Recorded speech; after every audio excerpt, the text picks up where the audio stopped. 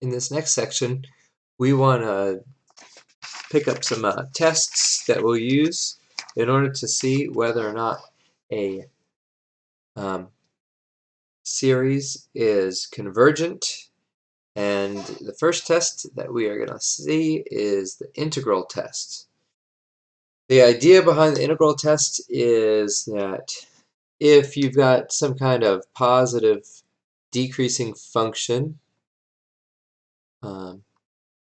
say like something like that, if the integral is convergent, then the sum is convergent. And the reason this is if your area under the curve is a bounded, then if I took the sum of these points, that should also be bounded.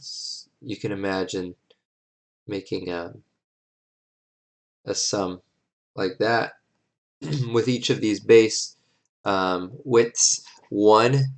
So adding that up would be similar to finding that integral. So here's the integral test. Suppose f is a continuous positive decreasing function on the interval from 1 to infinity, and let a sub n equal f of n. Then the series is convergent if and only if the improper integral from 1 to infinity is convergent. So the if and only if means two things, that one thing implies the other, and then switch the order, one thing implies the other. So that is, if it's convergent, then it's convergent. If it's divergent, then it is divergent. So it's also interesting to see that we don't necessarily have to start our integral at 1, and it's okay that if the function is just decreasing at the end of the function, that's enough as well. So for example, if your function goes like this and then eventually starts decreasing, we can use the integral test for the part where it's decreasing. So if you just kind of think about it like from here on, now the integral test will apply here.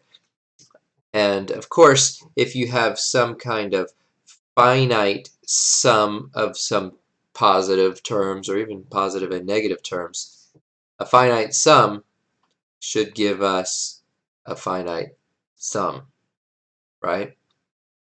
So here, what we're really worried about is what happens at the tail end of this function, or the tail end of this series. So we want to test the series for convergence or divergence. And remember, the test just determines whether or not we can say that the sum is convergent or divergent. The finding the value of the integral does not tell us what the value of the sum is. So the question is, do we know this integral? You should say, this looks familiar.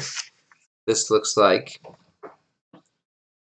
the arctan of x from 1 to infinity. This is kind of sloppy. I should probably be using limits here. The limit as t approaches infinity of the arctan of x from 1 to t. There we go. So then we have the limit as t approaches infinity of the arctan of t minus the arctan of 1. The arctan as t approaches infinity is pi over 2, and the arctan of 1 is pi over 4. That is, what angle will give us we'll have a tangent of 1, and the tangent of pi over 4 is 1. And if you forget, arctan kind of looks like that with a